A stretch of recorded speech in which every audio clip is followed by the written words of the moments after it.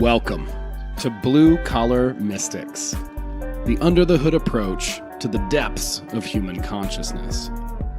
So many mysteries, so little time, so many big words. That's why we aim to take the mystical and make it practical, usable in your everyday life. And you know, we want to hear from you. We want to hear your story.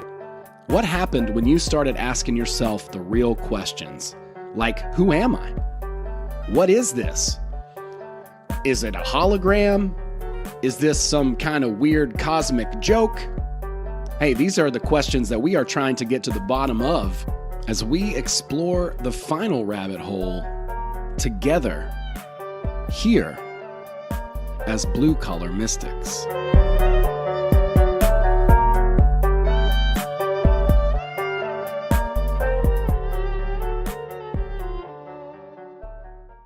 Everybody, welcome to it. Here is the show, fellow Blue Collar Mystics. I'm really excited to have an awesome guest tonight. Somebody that I've been cracking up with in chats on live streams across the board. And just before we get going, I just want to welcome everybody. Thanks. I see we got a couple people on YouTube. We see some people on Rockfin as well. We're also streaming live on Facebook. So we definitely got some people. I'm here with my friend Peter, aka Runes. He's a beat maker, musician, artist up in the Northeast, and a generous and gracious member of the community. I would say like the Alt Media United type community. And I am excited to have you here on the show, man. Welcome, Peter. Thank you. Thank you for having me. Dude, it's my pleasure. Peter and I have been chatting in a lot of like Project Cheney's chats and several other people's chats and just like, I don't know, cracking up a lot. And just wanted to welcome you on and, you know, connect a little bit, talk a little bit about your story. I know we talked a little bit before a couple days ago just to kind of get acquainted and get an idea of a little bit of background stuff, but we'll get a little bit deeper into that. And just before we get going, just want to tell everybody, first of all, thanks for listening and being a subscriber to this channel. I don't know if it's YouTube or if it's because of was it something I said, but I've had quite a few hundred people drop off this channel. I've also had people hit me up and be like, hey man, where you been? I haven't seen you in a while. And I'm like, okay, well, I've been here making some shows. I took a little bit of a break, but I want to also just let people know that I am still putting some stuff out on Patreon. I put something out new today. I also put up a set as Bigfoot doing stand-up comedy. It's totally free if you want to go and check that out. It was the first time I ever tried the character, and I think it worked. So check that out. Go over to patreon.com/BootsyGreenwood. I've got some dates in other places coming up too. I'll go ahead and just throw those out there as well. I'm doing a show here in Athens. I'm doing a lot of shows here in Athens, Georgia, where I live. But next month, I've got a couple of dates in Atlanta, one in Greenville, South Carolina on December 13th. I'm doing Funny or Fired in Greenville, South Carolina.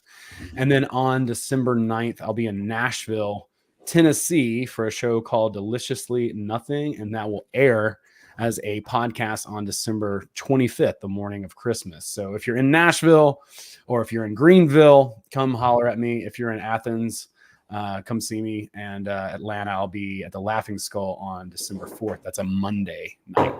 All right. So I'm making my way. I'm going to have more things happening in different places in the spring, and things are going well, and just want to throw that out there. But Peter, man, thank you so much for hanging out. I'm really excited to be able to chat with you for a bit. And we've riffed a lot in like Cheney's chat, and I imagine there will be some people who will be chatting here with us. First of all, a fabulous shirt. Thank you. That. Thank you. Yeah, we definitely have fun in the chat. I love Cheney's new show, the Secret Society of Good Guys. Like, it's such a good name, too. It is, yeah. I've been really enjoying that show. They do a little bit something different. If you guys haven't checked out that show yet, they do a little bit something different every week, and they've been really going the extra mile, like dressing up and everything. They Yeah. did a whole Britney Spears episode. They did a whole episode on that Baron von Trump book last week. That was pretty Yeah. interesting. And there was another one before that that I really enjoyed. They've been doing really well. It's been a really fun podcast. Be sure to check that out. It is a lot of fun. Gordon's on there, God Pill Angel, and the homie Abby Johnson. Yeah, definitely a good show. Yeah, it's a lot of fun. So you guys check that out. Be sure. Project Cheney's channel is actually in my featured channels, so it's real easy to find. I also put Peter's channel in my featured channel, and Thank you. And so go and check him out.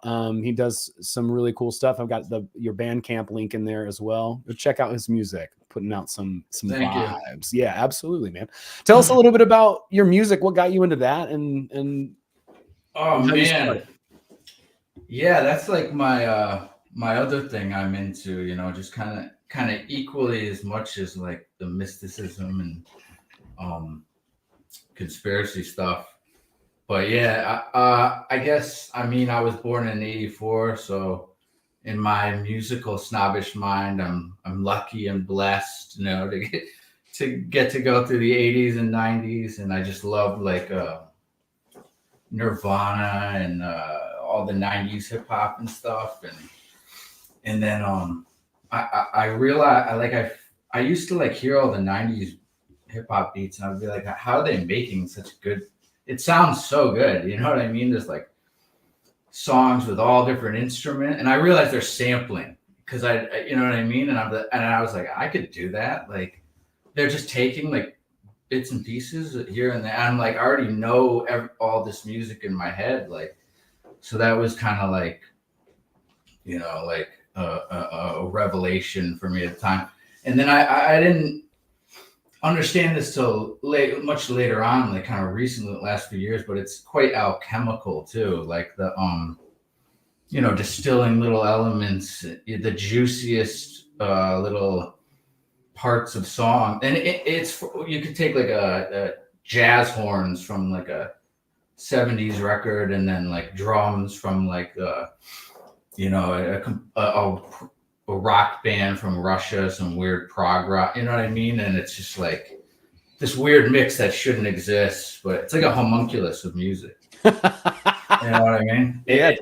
And now it's taken on this like new, because now I'm learning all this alchemical shit, and like it's like I'm like, oh shit, that's what we're doing with the music. So yeah, that's very cool, man. So is that that's part of the influence? Obviously, you've been looking into conspiracy, spirituality. Let's talk a little bit. Yeah, let's talk a little bit about how you got into this world. Oh man, well, like you were saying when we talked on the phone earlier, how like it totally, I don't know what word you use, like it floored you, or it ragged you, or what word did you use? It left you staggered or whatever. I forget exactly what you said, but I felt the same way. I mean, I don't know if this is a real like throwback B-side conspiracy guy, but there's this guy Lennon Honor. I don't know if you remember him. I don't know him, no. He's just doing these videos on like the Rihanna videos back in like 2008 or something, like real back in the day, like. And he was showing how there's like Baphomet in the video, like she's posed, and that shit fucked me up, like. And I'm like showing my dad, and he's like, "What the fuck are you talking about? There's a demon in this chick," like. But I was like rattled by it, you know what I mean? Like, yeah, and at the same time, that I was also like listening to good old AJ, Alex, and in that phase too. But I was never that into the politics of it. It was always kind of boring. But like all the Bohemian Grove stuff, that stuff was just so juicy at the time. Like you're like, this is what they're doing? They're fucking out in the woods and shit. Like, it was crazy. Like, so yeah, and then I stayed in that kind of like vein for a while, like the 9/11 loose change stuff, like, and then I was always into, when you get into that, there's like this Christian conservative kind of like track they try to put you on, but I'm always like was curious about the occult stuff. You know what I mean? Because that's like seemed to be the heart of it. Like, so, you know, in the last, I'd say like 10 years, I've really gotten into that stuff. Like Kabbalion, the as above, so below, and, you know, secret teachings of all ages. Like, even though I haven't read it all, I still I still got to read it all. It's a lot. I mean, that's like an encyclopedia, you know, it's one of those books that you can reference over and over again. You know, that dude was an insane fountain of knowledge. I don't know how he put all that out at such a young age, you know? Yeah, that's insane. He wrote some of the first books at like 20, like 23 or some crazy shit. Like, you know, yeah, I love Manly P. Hall. That's like someone I've, you know, always been into. Yeah.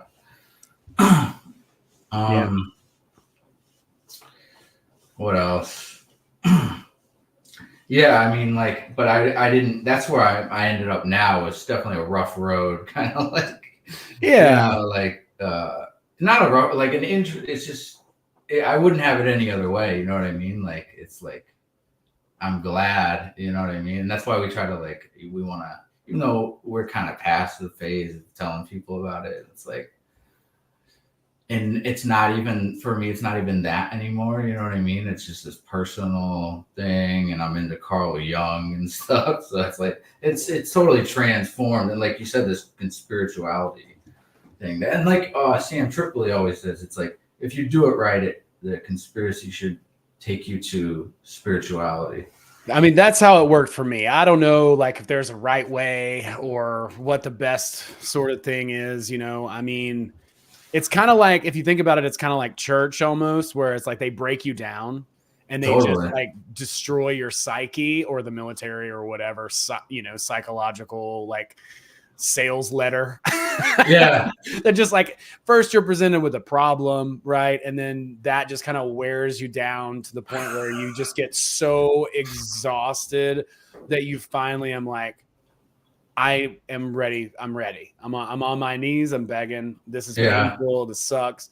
I mean, that was my experience. I can't speak for anyone else. Like, I feel like I can really speak to that person who's in that place, who just discovered, oh my God, the world's not what I thought it was, because my entrance, or my paradigm shift, you know, or whatever you want to call it, was so dramatic and intense that I just know the depths and the darkness of it. And back then, like for me, it was around that time too, where the internet was still kind of new. Like, I was driving a lot around the country. We had to use a map. If we needed Wi-Fi, we had to like pull over, you know, and like look at an iPod or something. Like, I had a flip phone still, you know, so the internet was still kind of new. Podcasting was still, you know, kind of a new thing, but the information was out there enough to where you could find it.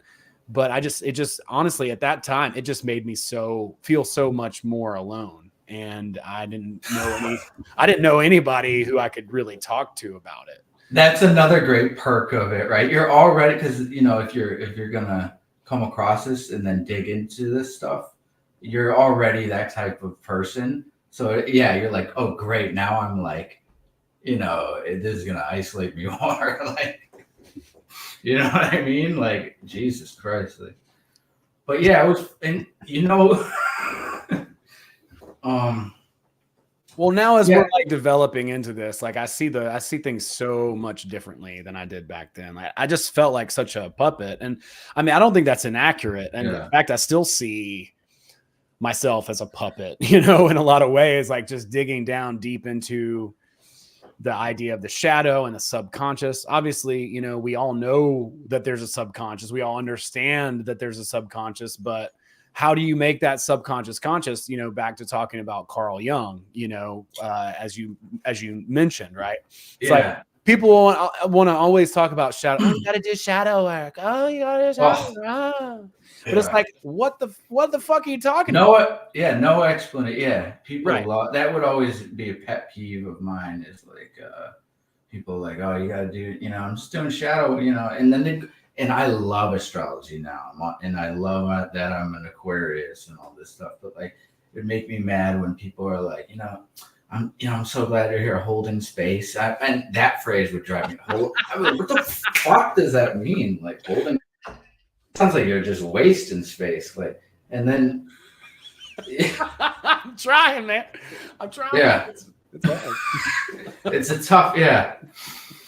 It's a dilemma, but yeah, I was, and that's not to like down, because another person I loved was like Duncan Trussell along the way, and I haven't listened to him in so long, but I was really, it went from kind of like Jones to, and then hearing on Joe Rogan, Duncan, and then I was like, Joe Rogan's cool. You know, I could kind of take him, or he has good shows here and there. But then I heard Duncan, I was like, oh, I like this guy. You know, he's funny and weird and talks about the Bhagavad Gita, and you know, I was like, in Manly P. Hall, and you know, that kind of early on set me, you know, that was probably like around 2012, you know, early 20 teens. Like, I think I started listening to that stuff. And then that started, it was a more hopeful direction. It points you into like, I felt like a meditation. So you don't have to be like Alex Jones, like screaming and getting bull horns and shit. Like, ugh. Oh, and I remember I saw a clip the other day of him being on like Piers Morgan. I don't know if you remember. I remember it. Yeah. That interview, I was just so ashamed and humiliated that I was anywhere near associated with anything that guy was talking about, because of the way he carried himself on that interview. Yeah. Absolutely pathetic. It's like you just went on this show to make a mockery out of the people who listen to what you have to say. And so, yeah, I mean, it seemed that way, I guess I should say. And then you start to wonder, is that on purpose? He's smart. We know he's smart. Like, is that on purpose? And then that's more demoralizing when you're like, fuck, like the guy I thought was cool, kind of, he's like, you know. Well, he was sharing stuff that you thought, hey, you know, this is interesting. People need to understand this. I remember those times. I was like, get me on these shows, you know, like, yeah. I mean, obviously there's not going to be someone who, and like Zephyr said, you know, middle way is my way. You know what I'm saying? Like, that is the way. And the thing about it is, people are so sensationalist and so sensationalized and so attracted to that. You know, if you're not over here or over there, then it's just not interesting enough. You know, the truth is already out there, man. The Stoics were around thousands of years ago. You know what I'm saying? Yeah, I know. And that's what you learn too. You're like, oh, it's all internal, and you know, it's like it was always there. You always kind of knew this too. It's weird, you know. It's like when I just personally speaking, you always kind of knew when someone was lying to you. It's just, you just didn't want it to be true. And that's like on a micro scale. But like, if you look back, like you always kind of felt, that's why we woke up, because we already had a you know, pre-existing conditions to make us, when we come across these Baphomet symbols, we're going to like, you know, wake up like MK Ultra victims and start listening to Alex Jones, you know. But I still like Al, you know, he's still hilarious. Like, he's kind of like a WWF guy, you know what I mean? Like, and it's fun, it's entertaining. It's kind of like, you know, entertainment for conspiracy people rather than something healthy. Yeah, that's definitely a good analogy, I think, for him, like a WWE character. Like, he's such a cartoonish figure that it's fun and funny to watch, and enough people know who he is now. But I mean, you can't align yourself with that, because it just invalidates anything that you have to say, you know, along those lines. They're like, oh, well, that's an Alex Jones talking point. So that disqualifies you immediately, right, in their mind. Yeah. But the frogs are turning gay, right? Yeah, they are turning gay. I think he said they're gay. So I don't know. I haven't met any gay. I haven't had any gay frogs hit on me yet. But like, I was camping last weekend, dude, and they were all over me, bro. It was crazy. oh no, damn! Now I feel fucking inadequate. But no, I mean that whole thing, it did filter me into ultimately, right? Like it brought me to having to search out a lot of other ideas and brought me into like the ideas of Buddhism, the Tao, lots of other spiritual kind of things, because there was really no solutions given, right? Like it's just a bunch of fear porn ultimately. Dude, yeah. And it's exhausting, right? Like it's exhausting to go through all of that stuff. And then especially if you feel like you can't relate it to somebody else, you're going through like the stages of grief, and it's like you got denial and then anger and then depression and then bargaining, which is clearly the most annoying phase.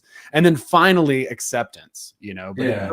it took a long time to kind of like go through those phases, at least, whenever it happened to me. Yeah, like when we were talking the other day, it's like I feel like I've leveled out in like the last few years, you know what I mean? Like and the one of the best parts is this community, like we're talking about Mark and Juan and the people we mentioned before, we've all kind of went this way together, you know what I mean? Like it feels like, and the Q thing was a hang up on that along the way, but like that was like, I wasn't into it, but it was like I was like, oh, that's trying to drag you back to Alex. Like that was like a last ditch effort to get people back on the conservative, like loose change, angry guy, tip. Like, yeah, I see a lot of different sort of filters, that people kind of get stuck in, maybe, or like I heard someone kind of describe it as like a fountain, where there's like, this one part of the fountain, and then there's another part of the fountain up here, and then another one up here, and it's like smaller and smaller fountains, and people kind of get stuck in their little portion of the fountain. It's like you get up here, and then you kind of go down to this one, and then down to this one, which was a good analogy. I thought, not to say like I'm not in any of those or whatever, but there are like a lot of different microcosms and a lot of people who believe different things. You got people who are, more fundamentalist, and people who are, more into like the QAnon thing or whatever, which I don't know. I never really got into that. That wasn't my thing. Very, very sophisticated psyop.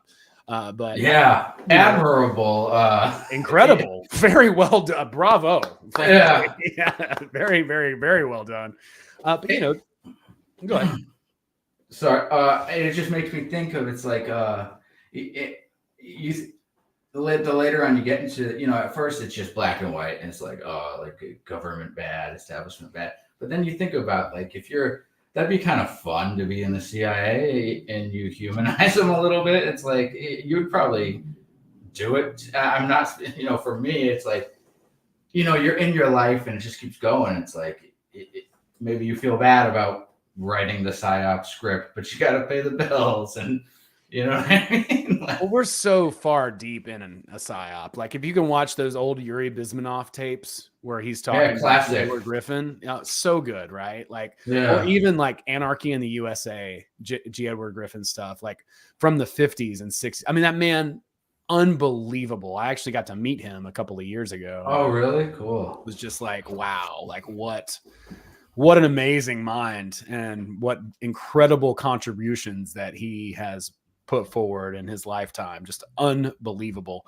But yeah, I mean, any of that stuff, if you check that out, you can see how deeply we are in, an op. I mean, you could be an unwitting agent and not even know it, probably. Like I came to the conclusion a long time ago that probably like most of my heroes were probably, you know, CIA fronts, where Robert Anton Wilson, Yeah. what's that? Alan Watts, Timothy Leary, you know what I mean? Mm-hmm. On and on and on. And even now, I mean, but does it matter? Like ultimately, if I don't think so. I don't think so either. Ultimately, if you're in the same room or if you're friends with feds, whatever, dude, like we got much bigger problems than who's a fed and who's not.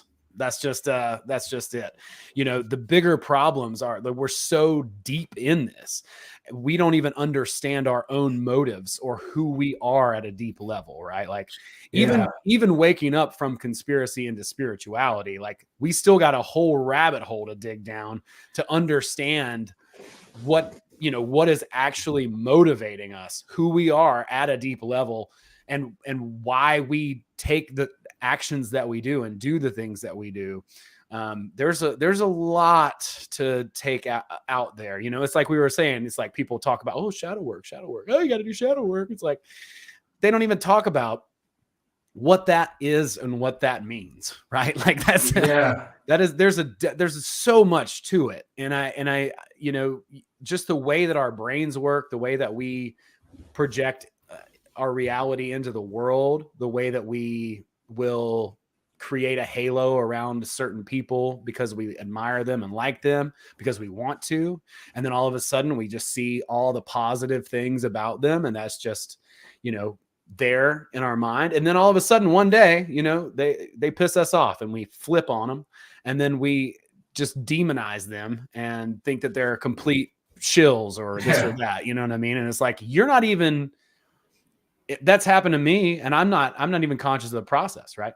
But understanding, but like understanding what those motives are, or even just asking, right? Taking the time to like try to listen and understand what we're actually seeing is like, we are just so deep embedded. I mean, decades and decades of psychological operations on society that it's just like, yeah, we just have much bigger problems than who's a fed and who's not.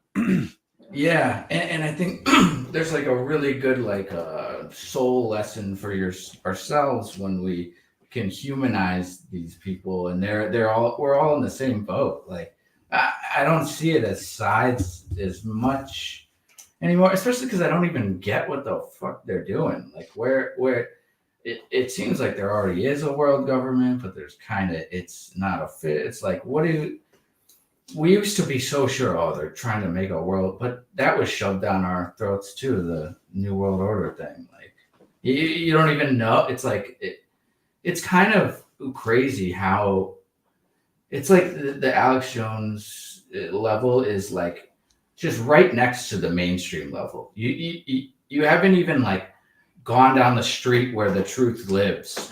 You might have smoked cigarettes like a few blocks away and been like, you know, I think the truth's somewhere. You're still in the mainstream. You know what I mean? Like, it's crazy. Like, yeah, absolutely. It's like that's the next little feeder, the next little filter that you kind of go into. Yeah. And the next one, you know, below that is going to be, you know, maybe thinking about some of that Duncan Trussell stuff, you know, but totally, yeah. You know, that type of thing, or the Tao Te Ching and some of these ancient books. I mean, like that's where I think a lot of the truth is, so to speak. The Bhagavad Gita, like, highly recommend people check that Bhagavad Gita out. I mean, it will give you hope. If you feel hopeless, if you feel like depressed or sad or like out of control or like something's wrong with the world. Recently, somebody sent me a podcast and I was excited to listen to it. It was a bunch of people kind of in our community, so to speak, you know, but the whole beginning of the podcast was just rantings and ravings about what's wrong with everything. Yeah, that's boring. Well, I just can't. Man. I don't have time. Yeah. Like, you want to talk about how social media is wrong? Again, we're decades into fucking ops, dude. Yeah. You know, like I don't have, you know, an hour and a half to listen to you cry about, you know, what's wrong with the world while you try to sell t-shirts. It's not. Oh yeah. It's just not. It's not for me. I mean, support your people. I'm not trying to throw shade. I just don't. I don't think that's going to solve anything, you know, talking about how bad Instagram is or whatever. I mean, there's positivities to these things too. I mean, the fact that we can connect through them, and 2020 was a crazy time. For me, it was a really trying and challenging time. I wish I could go back, because I'm kind of embarrassed about how I handled myself through all of that. But the beauty of it was that I got to connect with so many people from this community, you know, people that I probably wouldn't have had the opportunity to really make connections with. You know, I wound up going out to Grimerica's retreats. We did like the Shasta thing. We did the thing in Pine Top, Arizona. You know, I'm going out to Texas in the spring with them. You know, they're great people.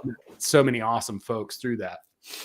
Yeah, I forgot about those were I listened to those guys for years too, the Grimerica guys, like, and them and what's the other guy? He's been doing it for a while. I forget now. He smokes weed. He always talks. It's like his thing at the beginning. He's like talking about smoking joints. Greg Carlwood. Oh yeah, dude. That guy's badass. I got to meet Greg and hear him speak at that retreat. And what a cool guy. Awesome dude. Yeah. Oh, and you know who else I love? I think I told you in the comments. I was like, you guys are so cool, or something, like Joe Roop. Oh yeah. That's another thing. It's like, if you could like possibly astral project, then who cares about the CIA? Well, unless the CIA has a manual on how to astral project. But I think they do. That's the gateway process, basically, right? Like, yeah, all the Robert Monroe stuff. It's like, but if you could do that, who cares about the Alex Jones side of the CIA and all their? I mean, I can't. It's all interesting to me, but it's like that stuff is just so much more juicy and feels like it'll feed your soul more. Like, you know, just stuff like that, like meditation and you know, meditation sounds boring kind of at first, but it's like a link to all this other stuff. Like, I mean, it is fucking boring, man. I remember trying it in college, and I was like, I'm never going to be able to do this, you know, because my friend had read some Buddhist books and kind of got into that and was sharing it. I tried to sit down one time for 5 minutes when I was like 22, and it was never going to happen. But once you start to dive into your own psyche and psychology, the landscape changes and it becomes a completely different animal. Because I think, you know, for me, before I woke up, so to speak, or was born again, or, you know, my paradigm shifted. I don't know what vernacular to use. It doesn't even matter. But like before that, I was just a creature of sensation, right? Like I was basically no different than a cow or a chicken or a fish or whatever. I was just chasing pleasure. I was just trying to do things that I thought were fun. And honestly, nothing wrong with having fun and enjoying life. Like, in fact, you know, I lost out on a lot of good, fun times, you know, by sitting in my dad's basement, contemplating how I'm going to fix the world, you know, pushing a rock up a hill that is just never going to go, you know, but that's part of the process, you know, too. Again, back to your point, is it's like, it's a series of things as we kind of like begin to learn, because just underneath that surface of the mainstream is that whole conspiracy thing. And in my mind at that time, and I'm sure there's a lot of people who still kind of view it, you know, that like claw thing that like goes down and like picks up a rabbit or whatever. Yeah. To me, like that was kind of how things were, you know, it's like somebody's got the control joystick thing and they're, you know, and they're doing the thing. But it ain't like that. You know, once I started reading a lot of the spiritual books and getting the ideas there, is that these momentums and energies, once they're formed, once they're started, you call it egregores or pendulums or, you know, thought forms or, you know, demons, I don't know, but kind of all synonymous, right? Like they're all the energy forms. And once they kind of go out into the world, then they create this polarization between people, right? Like that's why sensationalist ideology is so hot, because it gets people's attention. You know, if you say something controversial, you know, then it gets people's attention. It's the only thing that will stir them up out of their stupor, you know, because you just stay down the middle where the truth is, then people are just going to be like, yawn. You know what I mean? Boring. Bro. It doesn't sell, you know, you can't sell cars and stuff like that. Right. Yeah. Yeah. You know, that you're not going to do well on merch. If you yeah.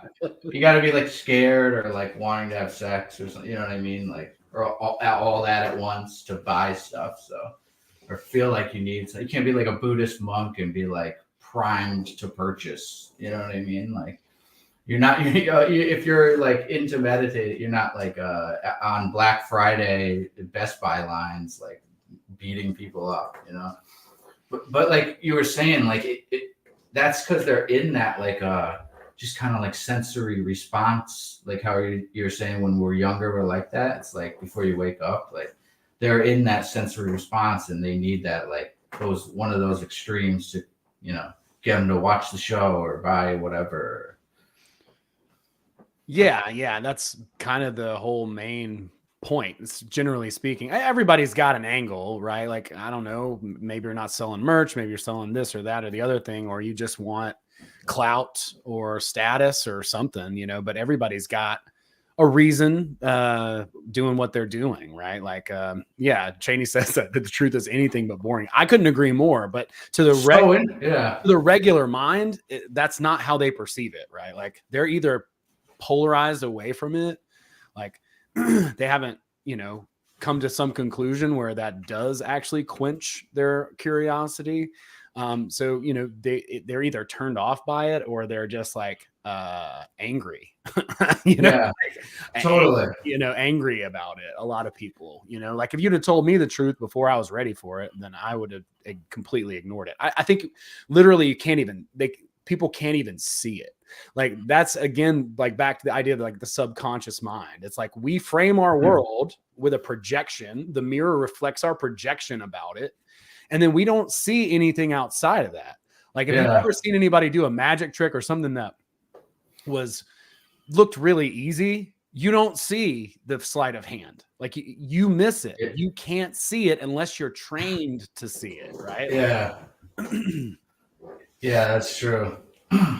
And to think all the time we've spent like wondering why they don't get it, it's kind of frustrating. To think, you know, because I did a lot. I'm like, why don't you? And you're like, oh, well, there's certain people that they do get it. They just won't admit it. And, you know, you're like you're like, oh, well, maybe I could bring you in. And it's just, to me, that's the exhausting part. And then it's a breakthrough when you're like, oh, that doesn't matter at all. That totally doesn't matter at all. Like, you just do you. And the older you get and more you get into this stuff, shit is just natural. Like, it's like, if you're in that it's just like you know, you could hit a frequency and the bell rings, you know what I mean? It's like, if you're in that frequency, the people on that frequency or close to it will come to you, and that'll be good. And you'll have a community with them, you know what I mean? Like we've done here, you know what I mean? Like, and you realize that's all it is. That's all you have to do is be yourself, whatever you're interested in and passionate about, and the right people will come. And that's like such a huge breakthrough. You don't have to like a bullhorn or advertise in a way, like, you know.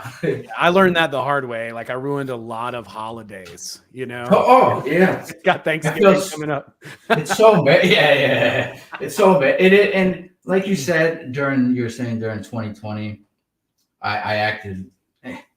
I mean, it could have been worse if I was like younger. I'm glad I wasn't. Dude, imagine if we're like 20-year-old us, and the 2019 thing happened. Like, I would be such a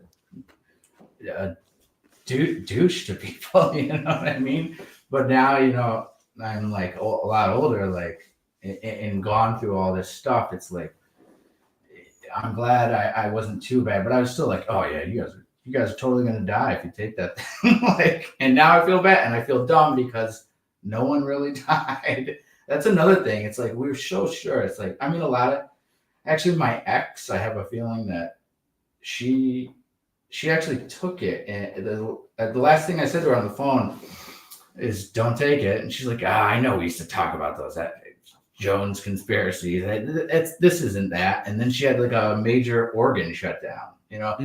And I'd always try to be fair. She was an alcoholic, and you know, I know, but she was still a young girl in her early 30s. Like it was just weird. And that's one person I know. But even though I had that personal experience, like as a whole, what was in my head that was supposed to happen from taking the thing, like totally didn't. You know what I mean? And it was supposed to be. Everyone was acting like it was gonna be so much worse, and I was telling like my dad and my mom that, like, and then you just feel like and my brother, and then you feel like a jerk, like. They're just scared too. But the saving grace is no one will remember us being douchebags because everyone was scared shitless and on their own psyop tip during that time. So I think we'll, you know. Well, douchebag or no, I don't remember a lot of people, if you want to call it sides, pointing fingers and being like, you're going to kill people or whatever. It's like, whoa, you know, like, I don't, you know, and then the whole amnesty thing happened. I'm just waiting for that check for the like, I don't know if you saw this, but apparently unvaccinated sperm is going for huge amounts of money. So really? Nice. Get ready to count paper, homie. You know, you'll have the sweet. But early retirement. Right, there you go. You didn't know you're about to hit the lottery, homie. Yeah. My friend Honey has a question for you, though. I will maybe switch gears a little bit. She says, "What do you do to get into the flow state for creative projects?" Oh man, well, I haven't. I've been working on tons of stuff. Like, I mean, it's changed throughout the years, but it's like kind of just this subconscious thing. I just let it hit me, like, I've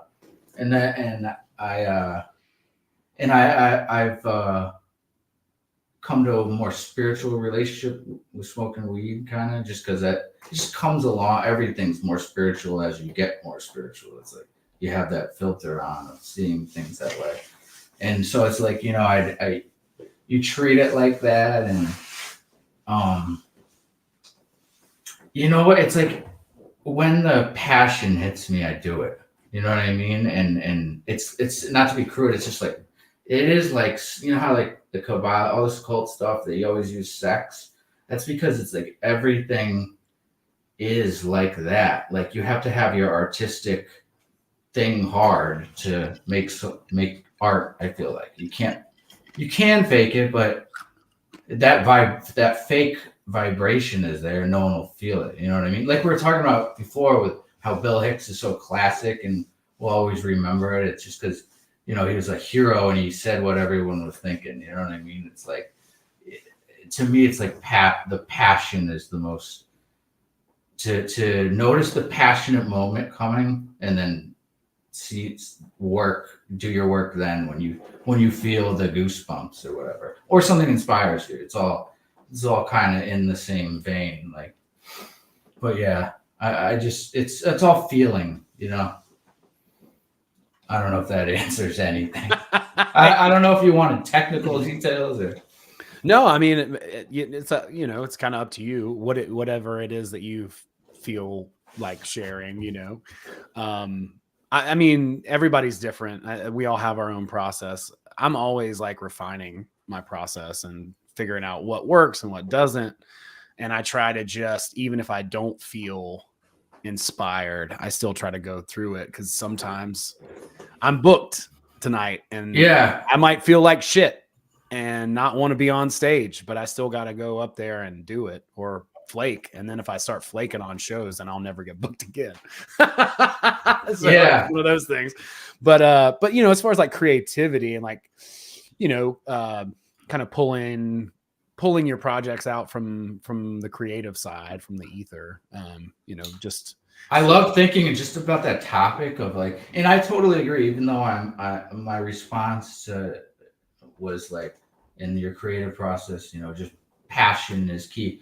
That's key, but I also like I kind of do it every day still. So it's like they say the muse likes the guy. This is not the actual quote, but the muse prefers the guy who's at the fishing hole every day waiting for the fish. You got to do your work. Like the passion will hit, but you're in such a better spot to execute like something artistically good if it's already second nature, all the technical side. You know what I mean? If you're always at your workspace, like when the passion hits, then you got all the tools and you can just nail it. You know what I mean? Like that's the kind of the boring side is, yeah, you gotta, if you don't feel it, you kind of have to say fuck the passion. But when the passion will come as you're working. You know what I mean?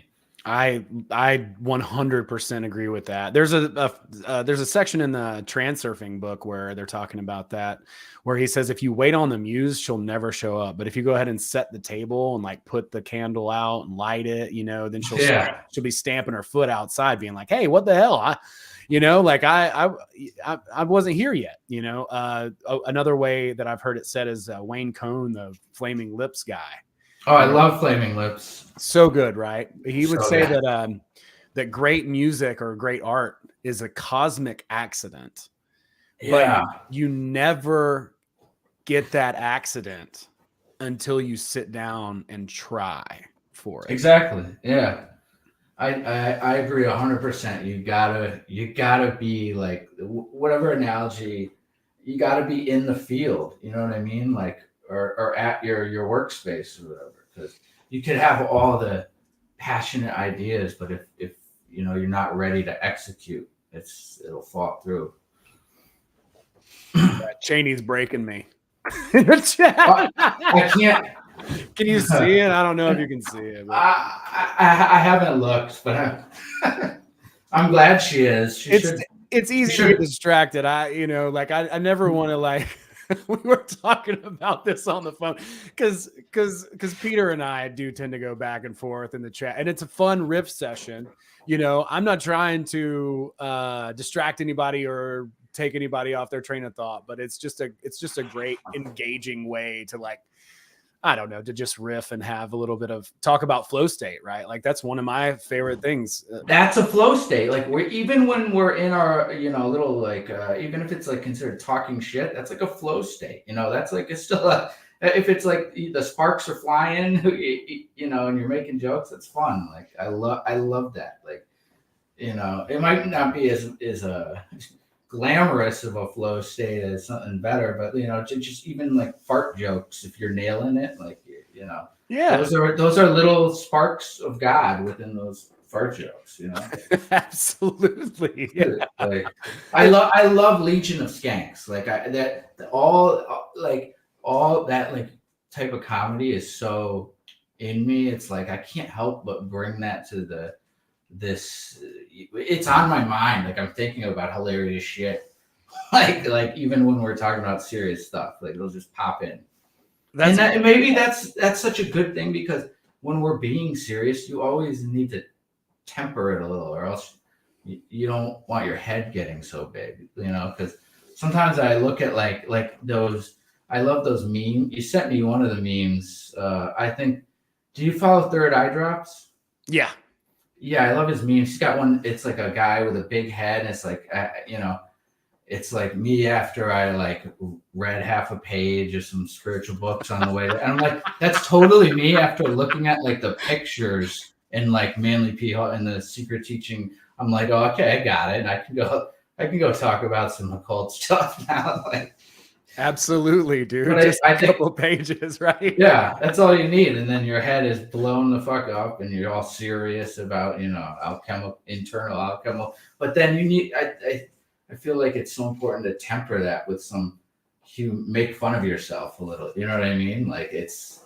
I don't know. I love devil's advocating myself, or you know what I mean? Like it's just.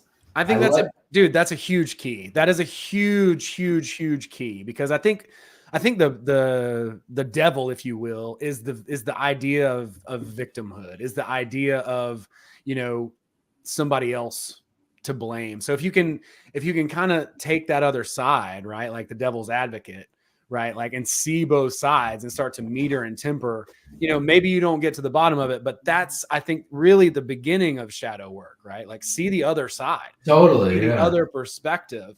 Everybody just wants to kind of just throw that term out there, but I don't know that anyone has defined it well that I've heard of, recently. I just kind of hear a lot of these just hot terms that are just trending now. Yeah. It's like light worker or whatever, it's like, okay, well, what does that mean? Like, are you going around like, it just reminds me of yoga pants when I hear shit like chicks in yoga pants. Like, that means nothing fucking spiritual to me. Like, well, yeah, I mean, most people it's like, yeah, I mean, I do this bit in my act where I'm like, who's spiritual? Yeah, I'm into spirituality. Who else really likes weed?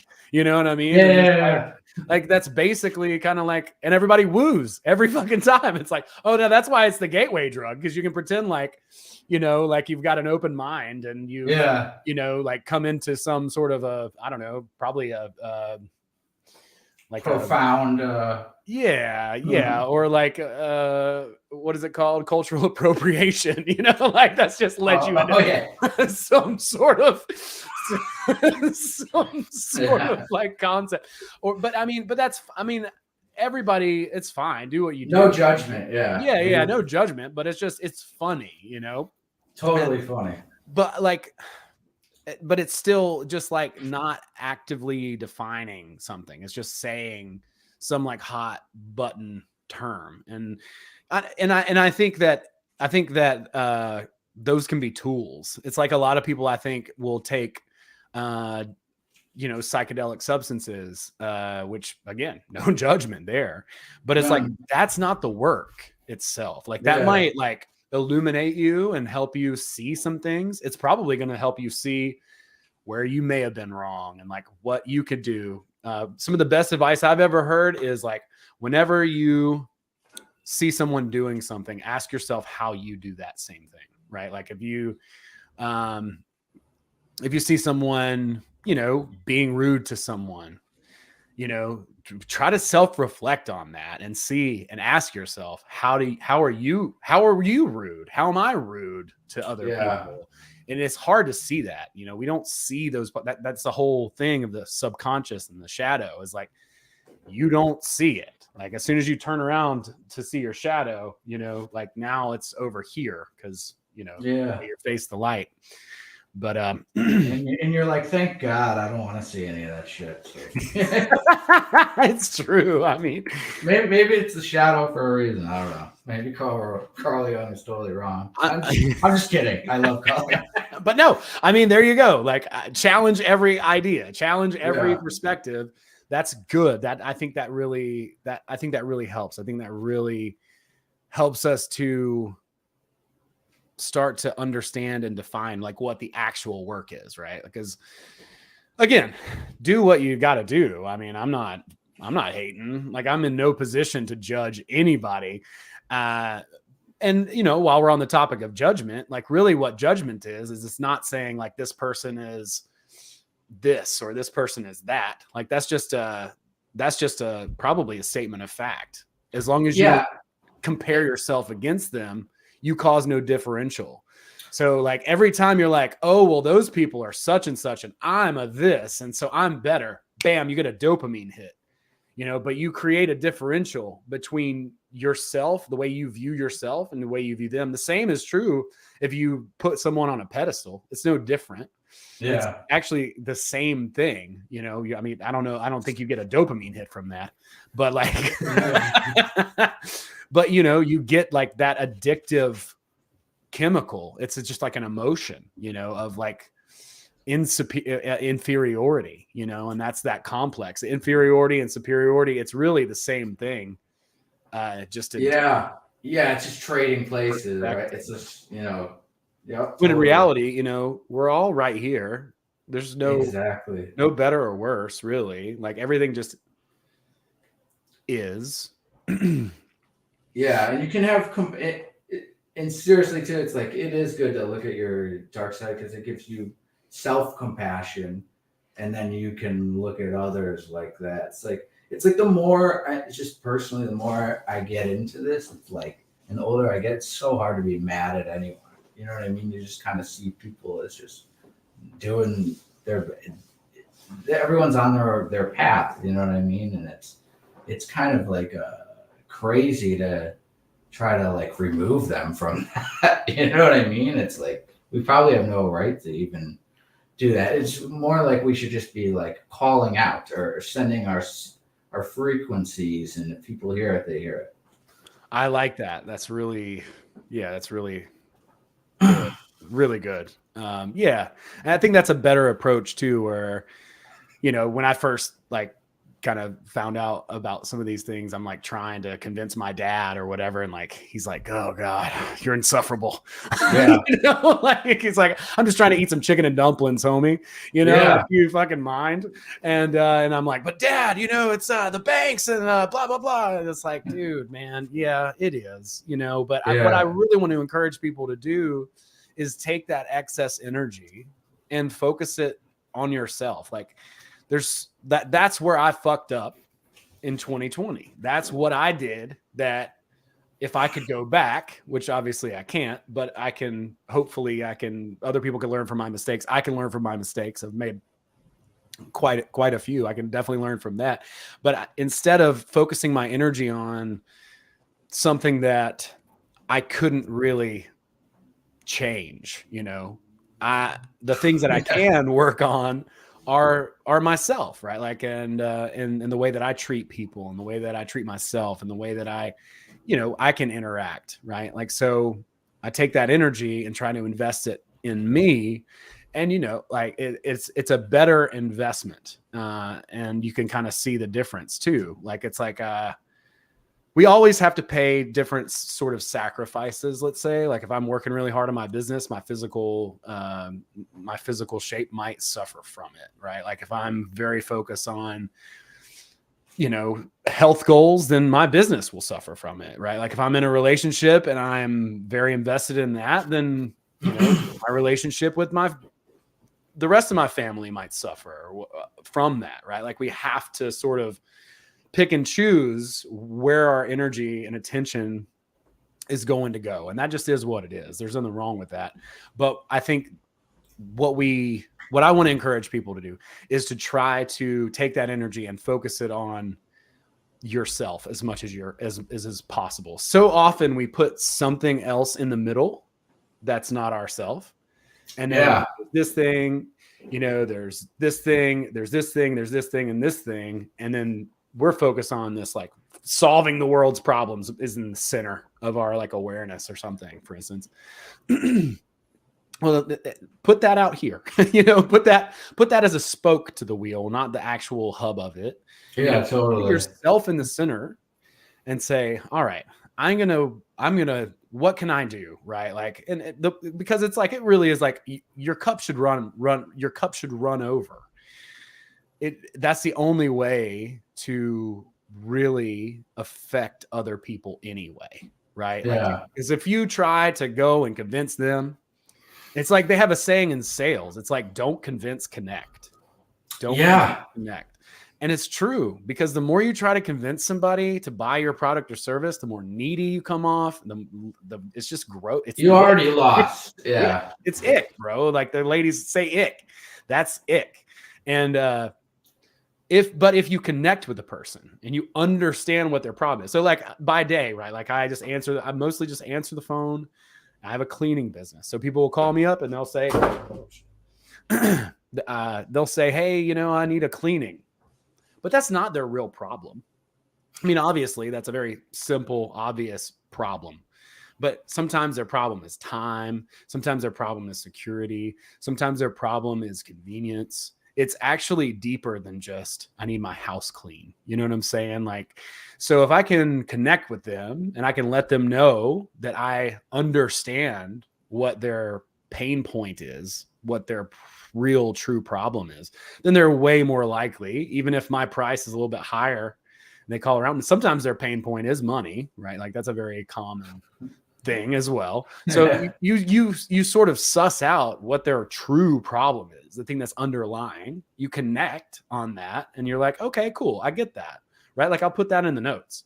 Like it's like sometimes it's their pet is their primary concern, or who knows? It could be literally any number of things, but it's always something a little bit more than just what surface level is. And so whenever we're going out to like talk to other people, in Vadim's book, Tufty the Priestess, she talks about fireflies. Be a firefly. It's like if your cup runs over, then you're a firefly. And we have an effect on people at a subconscious level whenever we are secure in our own reality and our own awareness, right? Like they cue off of you. It's like, it's subconscious though. It's not anything overt. It's one of those things that you wouldn't see unless you knew, right? Like you don't see it. But when someone is calm in a panicky moment and everybody else is freaking out, they're going to look to that calm person. You're going to be like, hey, yes, I know what to do. We need to go over here. There's a shelter, let's just chill. Come on over, everybody, whatever. Actually, this weekend, I got stuck in a stadium. I went to a football game with my dad and his wife, and we were in the stadium here at UGA, and everyone was just smashed together. Apparently, come to find out later, someone was having a heart attack. And then the ticket taking people, they were not letting people down into the stadium without their tickets. So people are turning around and coming back into this like horde of a mess, like a cattle, bunch of just, it was fucking miserable, dude. Yeah. But I broke up like 4 fights. I'm like, hey guys, just relax. They're like, stop pushing me. I'm like, dude, I'm not pushing you. There's like 150 people in this tiny little hallway, just all smashed together. People are coming out and trying to get into it while people are trying to go by them to get to their seats. It was just an absolute, shit show, Yeah. But the people who were like staying calm were the people that were being cued off of, right? And it's like, I was obviously irritated. I'm all sweaty because I was like bundled up for the game because it's a cold night, it's raining, all that. And then we're just smashed all together, like literally like this. And then you got somebody who's just a dick and they're trying to push through, and you're like, hey, hold on, man, don't just be pushing through. That's not cool. That's not the right way to do things, but people will subconsciously cue off of those people who are the most at ease, the most calm, who have the strongest and most resilient sort of frame of reality, right? Like an NLP, they would call it a frame, right? Yeah. So the same thing with like, be a firefly, like be that person who's like, I'm not shook, like, because what is there to really be shook about anyway? Like we're all going to fucking die. You know what I'm saying? Yeah. Like, I mean, it just, you might as well do it graceful. Like you might as well. Yeah. And you might as well be zen. Yeah. Have some fun while you're doing it too. And just play with the, play with the authority and just, riff on it and punch it up, fucking have a good time with it, be playful as much as possible. I mean, obviously it was a stressful situation, man. Nobody wanted to be stuck in there. That was like, it could have gone bad. Like that's how like the Rolling Stones concert or the Who concert where people just got trampled, that is the beginning of something like that. I mean, we were stuck in there for like 25 minutes. And I mean, Sanford Stadium definitely needs to get their shit together because it's their fault for that. It's only happened to me one other time. And it was in 2021. Everyone was stuck on the bridge for like the national championship thing. Yeah. So we're all stuck on the bridge and like in this, just smashed together for a while because everyone was going in at the same time. So we all got kind of stuck. It was like a weird, like, what do you call it? Like a bottleneck. And yeah. And then I think we all just got COVID. Oh, nice. That's what happened. And I guess I'm fortunate now that I'm not sick. I'm glad I didn't get sick from having to be so close to so many people during that thing, Yeah. But yeah, I like to, sometimes when I'm in line too, I love to just make sheep noises and goat noises and stuff, and in the TSA line, just because it's fun. Yeah. Like, yeah, Carla says every concert at the Gorge is like that, where people are mooing like cattle. Well, yeah. Yeah, right. They're grazing in line. Um, but yeah, I mean, the Firefly idea, I that's stuck with me. You know, in that book, it's talking about live strolling through a movie, right? Like if you can be the one with the awareness that you're a character in a movie, then the rest of those characters are going to be like, huh, there's something different. You know, there's something different about this person, and that is I think that's a more efficient way and probably a better way to try and win people's attention, approval, an audience with them if they want to ask questions and talk about some of the stuff instead of just bombarding them with, you know, with Thanksgiving coming up. I feel like this is a good this is a good thing to talk about. It's like, you know, it's real easy to kind of go in there with with an axe or whatever, like a chainsaw, like the banks, the globalists. Right. That's right. It's like, man, people just don't want to hear that. And it's weird because it's like there's always some new term that like has a stigma about it, and like it just seems like you got to find another way to describe it, you know, and just like the workaround. You know, find the workaround and try to find a way to describe it in your own words, your own vernacular that kind of like makes sense, that kind of like will kind of draw people in so they don't feel like they're just hearing a narrative. Because whatever those words are, whatever they are at the time, it's conspiracy theory or it's QAnon or the frogs turning gay or whatever it is, you know, like people are immediately like, they're going to throw that out just because like they've heard that on the radio or whatever, you know? Yeah, totally. Yeah. They're programmed to just instantly throw it out. But I think like it goes back to like the comedy thing. It's like, that's such a good, I think if you know, you can be, like you were saying, you were, when you were stuck at the stadium, you were Zen and you were, you know, using your charm and, you know, raising the vibe. It's like that's really what it's all about. It's like it's not your strategy on way. It's just being you. You're awesome, whoever you are, and it's like if you just let that shine through and, you know, try to be funny, I guess, if that's your thing. Like I think that helps so much more. And then maybe they'll ask you about something once you start connecting instead of, like you said, connect instead of try to sell. Like, yeah, connect, right? Like, and so there's a saying with comedy that comedy is tragedy plus time or tragedy plus distance. Okay, so let's think about that intrapersonally, right? So in the interpersonal sense, you see somebody trip and fall, you're not them, you're away from them. That's funny. But if you can see within yourself the humor that's going on, right? And you can be behind the thoughts, you can be identified with that awareness that's behind the thought.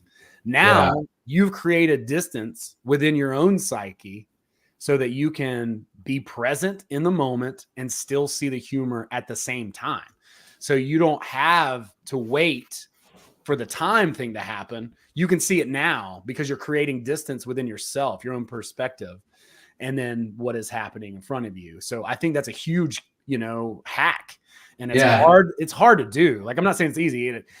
You know, I was irritated too. I didn't want to be stuck in like a bunch of cattle, bro. Like I'm not with that. And I don't like, you know, nor should you, claustrophobia. You know, I didn't like scuba diving for that very reason, but I knew there's no other way out of this. You know what I mean? Like we're gonna have to just wait. And then when I got to the entrance and saw that they were checking people's tickets and turning them around, I was pretty pissed because I was like, what you're doing is probably causing people to have a heart attack, causing panic. You know what I'm saying? Like, this is, you know, this is really, you know, you guys need to revisit how you are doing things, because ingress and egress at a stadium, at a concert, whatever, like that shit's important. I used to work a bunch of festivals and stuff, like, and there's a lot of important protocol that goes into that stuff. That's why you don't just open the gates and just let everybody in all at once. You know what I'm saying? You got to stagger that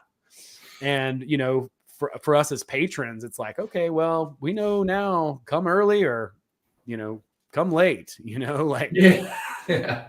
the early bird doesn't have to squirm. You know what I'm saying? Like, you don't get stuck in a fucking hallway, just smashed to bits. Yeah, come get smashed at our stadium. Yeah, dude, it was a little maddening, but those are good moments too, and they're teachable moments because it doesn't mean that you have to be perfect or be, yeah. I mean, maybe you don't handle it properly. That's okay too. Which is totally, yeah, because that's a little golden nugget. If you know, for later on, you can't really screw up too bad. You know what I mean? Because if things, it's always about how you see it later. Do you know Mitch Horowitz? Yeah. Yeah, I love him too, and like he talks about kind of like it's like a time travel thing almost. I forget. Well, I have my own version. Instead of butchering his, it's like you can kind of like spiritually time travel. Like, well, for me, I know I can look back at earlier ages, and especially in your teens, and you're like, oh man, I'm so dumb and cringe and all this stuff. And you can, and then like you're saying, step back behind the thoughts, behind the projector, and it's like that's you now. Like you're cringe now to 60-year-old you. So use that. You can kind of freeze time and move through time and be like, and look at yourself like and learn that lesson now. Like even I'm not 60 yet, but I can pretend I am and look at myself now and get cringed out. So it's kind of like time, you know what I mean? It's like spiritual time traveling. Like if you can picture yourself more mature and how you would be and later on in life, and you look at yourself present me now, it's like you could see how you're kind of lame and don't get it yet. You know what I mean? Like yeah, and I think that's a really important drop as far as like non-judgment of yourself too. From what I practice comedy, dude, I don't have to look back at my last set. You know what I'm saying? Yeah. I'm just like, ugh. And then you see yourself develop. Yeah, I mean, the cringe is never far. Like you never have to look far. No, not at all. Which is great. There's always humor in that. Like yeah, like how bombing is hilarious. Like it's so.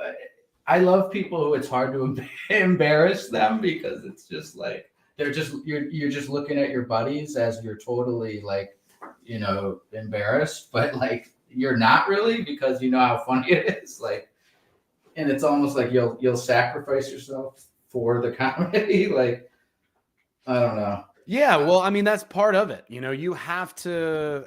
If you're going into the world of comedy, then fucking buckle up, dude, because the gloves are off. I mean, there's nobody's gonna pull punches. They're coming after you. I've got a roast. They're gonna roast me on the 8th. I might put that out. We'll see. That is your shadow work. Honestly, man, it's like that's an honor in comedy, right? Like that you get roasted. The only thing that I'm upset about is that it's a free show. It's like you guys aren't even going to charge a cover to watch me get obliterated. Come on. But maybe we'll just do like a like a charity type of thing, or people can I don't know. I'll figure something out.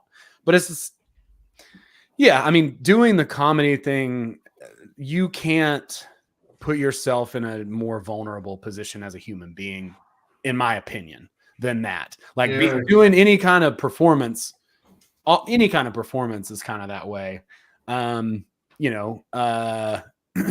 It seems so scary. Like I'm so impressed like that you do it, Bootsy. Like you know what I mean? Like I'm so like that's a real man. Well, I mean, and it goes certain ways. It's like some nights are good nights. Yes, at the Kava bar. That's right. So we'll be drinking dirt juice, and I'll just be getting, absolutely destroyed by my friends. Yeah. But yeah, I mean, like that's I don't know. It's one of those things, like, you've got to be able to put yourself in that position. And really, I think a big reason why I started to pursue comedy, first of all, I didn't realize that comedians wrote jokes. I thought that people just went up there and George Carlin was just that funny off the cuff. That's what I thought. And I knew people wrote sketches, and I loved improv and all that, but I had no idea. I just didn't know that people wrote jokes. And then when I found out, I was like, oh, well, I can maybe do that, and then I started to learn how difficult it is, because what is it called? The Dunning-Kruger effect. It's where you're like, oh yeah, I can learn how to do this. And then you realize how hard it is. It is the learning curve, the Dunning-Kruger effect. At first, you don't see how difficult something's going to be and how much can go into it when you first, kind of embark on something. You have a bit of beginner's luck. And then you start to uncover, all of the skills, because nothing is just one skill. If you watch like a really good anything, like, a good baseball player, right? Like, they don't just play baseball. They work out, they run, they go to a sports psychologist, they visualize, there's a ton of different things that they have to be able to do in order to be a great baseball player. It's like a house that's built on so much, like it to get there. And it's like when you get into something, whatever art it is or whatever you do, it's like you realize like how deep it is, and then you realize everything's like, the older you get, it's like, I'm a music nerd and I have my interests and stuff, and whatever you're interested in, you see how deep it goes. But like everything goes that deep. Like you're talking about the cleaning business, like that's deep as fuck. You're like, it's not really about the cleaning, they someone's sad or they lost their dog. You're like, and then there's all these technical aspects to it, and it's like, and yeah, like how you're saying, when people start or when you started comedy, like you didn't know they wrote the jokes. It's when you dive into something, get into something like comedy or whatever, it's like, then you look at the people who are doing it and you admire them so much more. You're like, wow, there's so much to this. And, you've really gone down that road and built something. Yeah. And they tell you it's going to take 10 years and hold my beer. I'll do it in 3 I got it. Yeah, right. But I mean, yeah. That's part of your flame you need at first, though. That's part of, you need that fire, you know what I mean? And that passion to think you're going to fucking do it quicker. And then you're going to then you're going to hit some shadow work, huh? Yeah, exactly. Then you start seeing those things that you weren't previously aware of, whatever it is, comedy is one example, and people want to like put comics on a pedestal. And I used to do that too. But now that I've been in that world, and kind of seen it for what it is, I would advise people to try not to do that. You know what I'm saying? Like, no disrespect to my fellow comedians. Like, we work really hard, but I think people kind of have this view that people are trying to share something deep through comedy, but that's not true for everyone. There are definitely a lot of comedians who do, but there's also a lot of comedians who are just chasing clout and fame, and they'll just do whatever for attention, just like any other industry where people are vying for power, vying for attention and energy. It's ultimately, it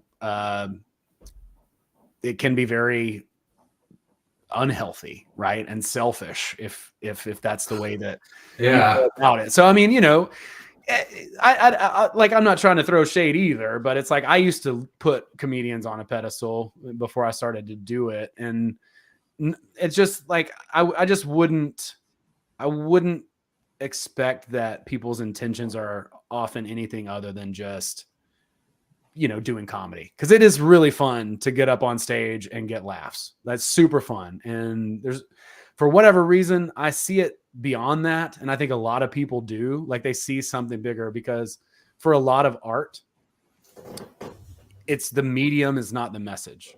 Yeah. I love that. Right. But it's not always that way. It's like, my favorite music is, there's something more to it. My favorite art, my favorite paintings, right? Like, it's like, Picasso wasn't just like, here's a fucked up looking person, right? Like he's saying something way more with his art, but that's not necessarily true for every artist.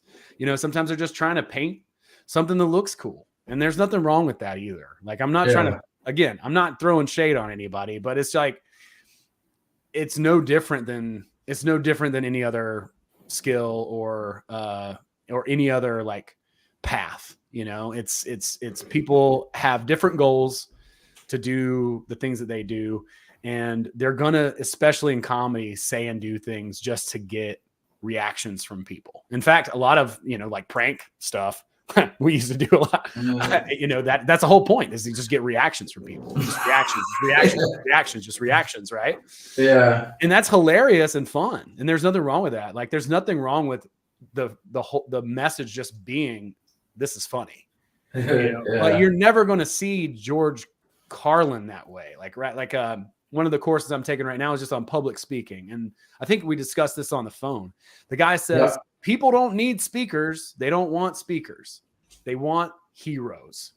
And there's such a big difference between Dave Chappelle and I don't know. Try to think of somebody who is well known and really funny, but like maybe like Brian Regan.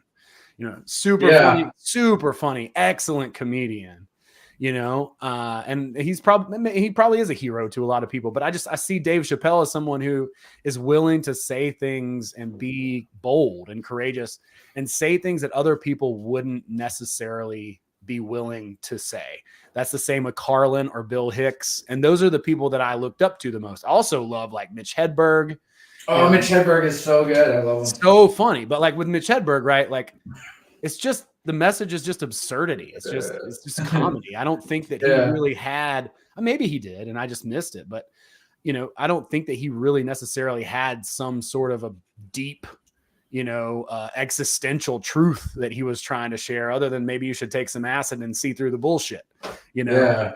But you know, with Bill Hicks, obviously, and George Carlin, obviously, you know, they had something to share through comedy, right? So that's just kind of a couple different ways to look at it. Yeah. Hopefully this doesn't wind up biting me in the ass. Oh, what? You're throwing shade on Brian Regan? I'm not throwing shade on anybody. I'm just saying, you're throwing shadow work. Right. You're throwing little discs of shadow work at that. Absolutely. See, and like everybody has a different sense of humor too. So that's a big part of it. It's like some people literally hate Seinfeld. They just can't stand him. And then some people obviously love him. So everybody's got a different sense of humor. Nobody's for everybody. That's a big thing that I've learned. And thank God there's and your moods change. Sometimes you just want like some dumb shit to goof off to, you know what I mean? Like you can't always be transmuting your soul and stuff, you know? Yeah. Like, no, I mean, I guess you are. And that's the weird thing. It's like, God, it's like the mundane can be so, as I say that, I'm like, even that could be that is part of whatever the fuck transmuting your soul is. Listening to Legion of Skanks or some dumb or the Hot Pocket guy or some mainstream, you know, whatever. Like it's all part of it. It's all this beautiful garden of stuff. Like, and we're so dynamic. Thank God there's so much stuff, because inside of us there's that spectrum of we're all. It's like we're super main in our soul. We're super mainstream, and we're super like B-side record collector guy, like deep cut guy. You know what I mean? Like right, exactly. But that's not for everybody. Some people can't even listen. I remember actually my buddy James is just chatted and he said, "Well, what is the deal with that?" He's the first person who ever made me listen to an entire record all the way through. Really, before him. Well, maybe there were a couple that I was a big Dave Matthews fan in high school, so maybe I listened to a couple of those all the way through. But like when I got to college and we started jamming together, he would be like, "No, man, listen to this whole Pink Floyd track, all 18 minutes of it, like this whole album, because there's no such thing as a Pink Floyd song. There's only Pink Floyd albums." But not everybody is gonna be interested in that. You know what I'm saying? Yeah. So like he was one of the first people who was like, let's listen to all of Led Zeppelin too. And I'm like, holy shit, this is excellent all the way through, you know? Yeah. Yeah. Some things are a whole experience, and then some things are like little snacks. And some people just don't care, you know, they're just not going to see the value in it. And that's okay too. No, it's totally okay. It's no kind of problem. crazy how I look back and that, you know, and I would do it with music. There's a lot of parallels with music. You're like, why don't people like, when you're younger, you're like, why don't they like good music? You know what I mean? And it's like, you know, it's just, you gotta, you know, it's almost crazy to think it's because it's almost saying like, why isn't this lion mating with this fucking kangaroo? Like, I can totally see them getting along. I wrote a comic about how they get along. They need to fulfill this prophecy. You know. Well, I mean, that's such a great example too, because it's like, I mean, I see some crazy shit out there, and we talk a little bit about shadow stuff, and then try to set that up a little bit. But it's like, you know, I've been out in the woods. I've seen some crazy shit in the woods where it's like, I don't really approve of this. You know what I'm saying? Like I see this like vulture tearing this thing apart, or like a bear just like mauling a tiger. And I'm like, I don't think this is okay, but what am I going to do about it? Right? Like I'm not going to stop this from happening. You know, like lion's going to be a lion. They're going to hunt gazelle. That's just what they do, whether I like it or I don't like it, whether it grieves me and I, you know, I'm offended by it. It doesn't fucking matter. You know, it just is that way. And so, you know, we get so coddled, I think, so often just because society is so soft that we don't really see the reality that's there. And a lot of that whole motivation and some of the gritty, dirty aspects of human nature are, I haven't seen Bigfoot, but I have been him. Nice. That's even better. You know? And it's like, you know, my perspective on Bigfoot is like, for Bigfoot, he's going to see us as uncivilized.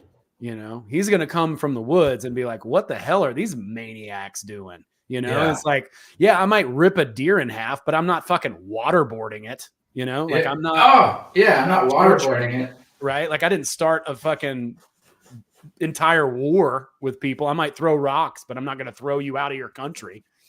Yeah. And he's like, I don't stare at this little screen all day either. He's like, I'm in the woods, like, you know, scaring people and stuff and having old sad guys look for me and never find me. Like, you know, that's another thing. That's the one thing about whenever I think of Bigfoot, I always think about the people interested in them. And there's usually such depressing people. You know what I mean? Like Bigfoot hunters, because they never find them. They're always libertarians. The people who want to be left alone can't leave this thing alone. They can't leave this. It's so ironic, right? Yeah. What? Oh man, that's hilarious. Yeah, that's beautiful. Like, it's what true, irony. Yeah, it's insane irony. But I mean, that's the kind of the beauty of the character. And like I said, if you guys are listening to this, I did one trial set as Bigfoot. You are welcome to go and check out that on my Patreon for free. There's a bunch of stuff that I just made for free. Like Patreon's getting cooler, sort of, Cool. or at least it seems like it is. They have a lot of posts that you can just like, it's more engaging than it was. They changed the platform around a little bit. So if you want to go check that out, I wrote a couple like summaries of Transurfing chapters. Those are free. And then I've got a couple of stand-up things on there. I think all the stuff that I have on stand-up on there, I have on my website too. But yeah, I mean, the Bigfoot thing, it turned out, you know, so that's definitely going to be something that I'm going to create some sketches and probably put out early next year about Bigfoot, particularly specifically rejoining society. In fact, I'll probably that's hilarious. In fact, I'll probably just do a spot as Bigfoot tomorrow night here in town, and I'll probably do one in Atlanta early December. That's so funny. Just to get the tape. You know, I mean, we're talking about it like there's so many good ideas. It's one of those things where it's like if you have a good premise, then you just like it's sad how many great ideas could come from it. And it's like there's going to be so much on the cutting floor at the end of it. it's just going to be like heartbreaking sometimes whenever you have a great juicy premise and a sketch idea. And it's like, man, this could be like an hour long, you know, but it's like, you got to just cut it down to 3 minutes, you know, because people just don't have time.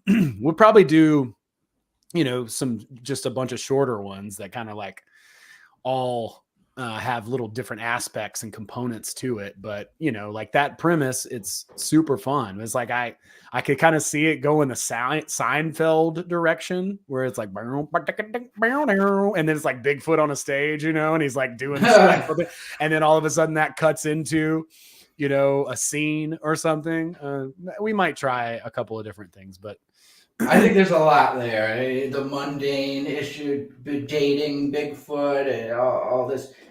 You know, you could get a drug problem, and all the woes of regular 21st century human guy life inserted into Bigfoot. Is he interdimensional Bigfoot? I haven't crossed the interdimensional part yet. That's very interesting. But I mean, ultimately, you know, like I said, his perspective is like, we're less civilized as a society. And so he's going to bug out. I mean, ultimately, he's going to be like, you guys are crazy. I'm out of here. I don't want to ruin too much because we are still, you know, developing a lot of it, but you can go and see kind of like the main juicy premise of it, like the beginning of the whole idea. We'll portray that in a cool way. I think it'll be a lot of fun. Nice. But yeah, hand orange covering eyes. Okay, that's an emoji. I'm like, what? But yeah, yeah, we're going to have fun. I'm excited. I want to talk to you about some of these ideas too, because like we were saying earlier, you know, we can kind of get into a flow state, just kind of riffing back and forth in some of these chats. And I really enjoy that. And it's honestly, it's refreshing to have chemistry, just, you know, comedically with somebody, you know. I see a couple of people who are hanging out, my buddy Jordan and James. Those are people that I know. And, James Admiral Hits was in here earlier as another. Admiral Hits, classic. Yeah, great dude. He's an incredible writer too. Someone that I have really good chemistry with, and so it's fun. And you know, I was actually watching a friend of mine sent me a little video the other day, and it was this lady who swam from Cuba to Florida. It's an older lady. She got out. She's like, you know, feeling pretty rough from the swim. No shark cage or anything. She's one of the only people who ever did that. Brutal swim. Yeah, nasty, dude. But she said to the camera, she was like, I have 3 messages.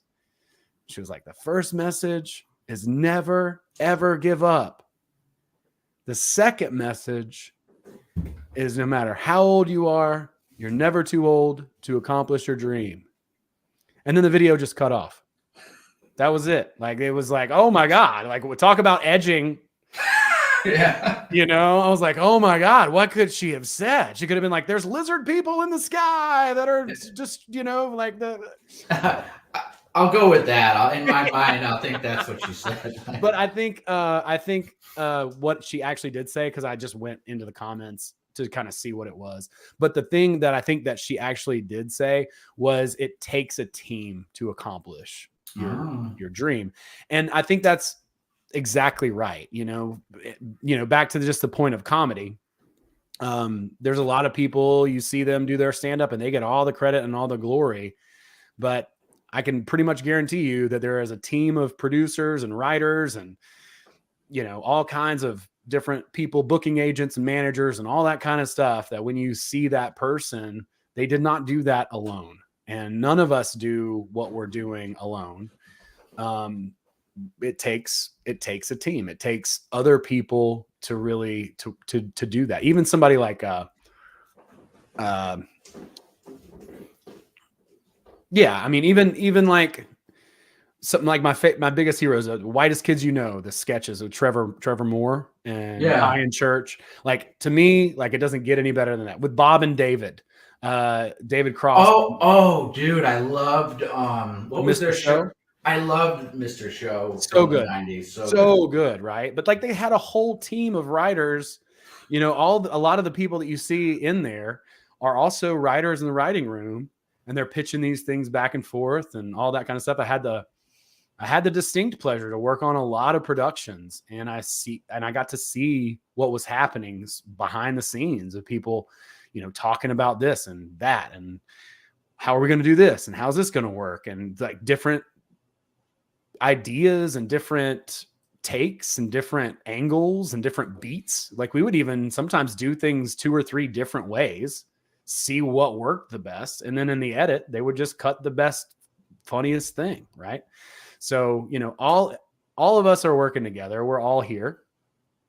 And so I want to encourage everybody to open up to that, you know, because it's important. You know, we need that. It's very rare for anybody to be able to be super creative in a bubble. It's very rare. Even the Monty Python guys, like I've read a couple of their books, you know, and here recently, even talking about their process and exactly how they would do what they would do. The biggest thing is limit distraction and just get super weird and playful and open. And then they would come up with these sketches and try them, and then they would try them, and then they would be like, did it work? And sometimes it wouldn't work, but the only way was to just get completely silly and out of their head and bounce these ideas off of each other. And then without each other, you know, we probably all have our favorites and people who kind of took the lead, you know, like, but without those other people, they would not have been able to do what they did. So that's a crazy thing. It's like, to think about that, like some of our here, it's like if they didn't have those little the mirrors around them to bounce it off and show them, oh, that is funny, it wouldn't have happened. It's so crazy to think. Yeah, they would have never been able to do it by themselves. I mean, you can do a great draft of something or write a great idea for a joke, but a lot of times it just doesn't work out of your head the way that because you need another perspective to kind of understand, you know, like what's the setup for this joke? Like you might be missing a very key component that you're just like, well, don't people just automatically know this?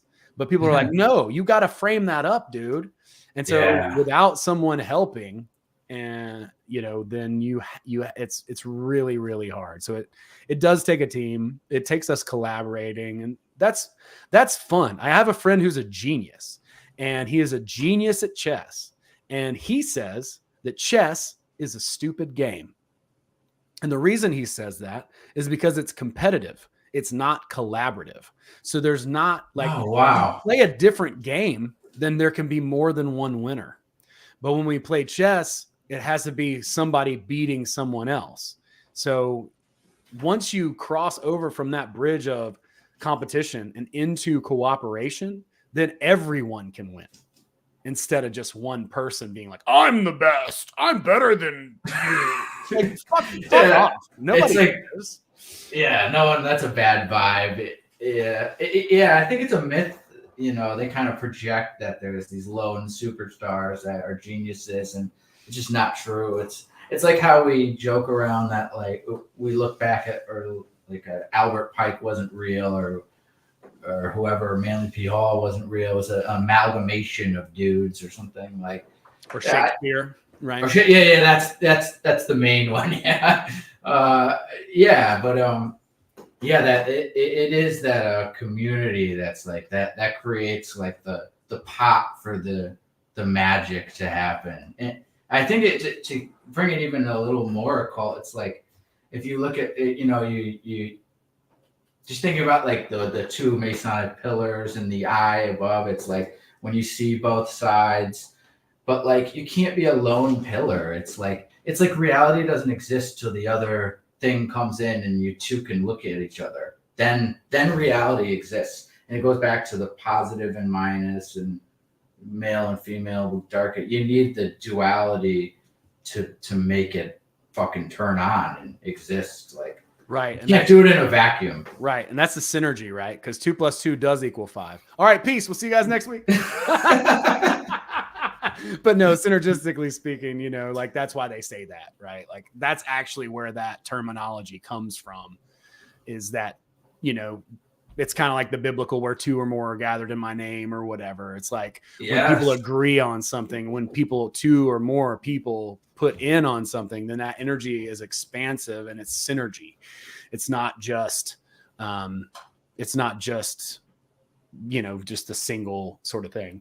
But but yeah, man, I just want to thank you for coming on and sharing and having a great conversation. And I'm really glad that we have connected and we've been able to, you know, talk like this and then, you know, riff in the chat and start. Yeah, totally. Thank you. Yeah. Yeah. And just build, you know, keep building, you know, then connecting in the community, dude. Thank you so much for coming on and sharing with us. Yeah, thank you for popping my podcast cherry too. You know, you did it gracefully. I feel like, you know, you know, looking back, I'll be like, wow, he really laid out the roses for me.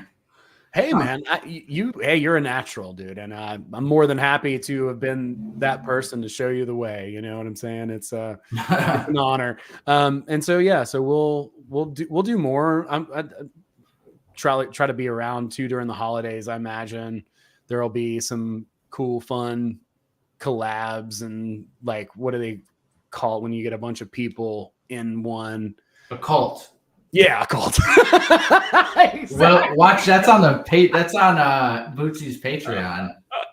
That's right. You know. Go join my cult on the Patreon. How committed are you? Yeah, that's right. It takes us all. Come on, guys. I'm not making this Kool-Aid alone. You know what I'm saying? But yeah, no, thank you guys. Thanks everybody in the chat. Y'all are awesome. Thanks for riffing it up in the chat. Thanks for hanging out. Thanks for watching. Let's see.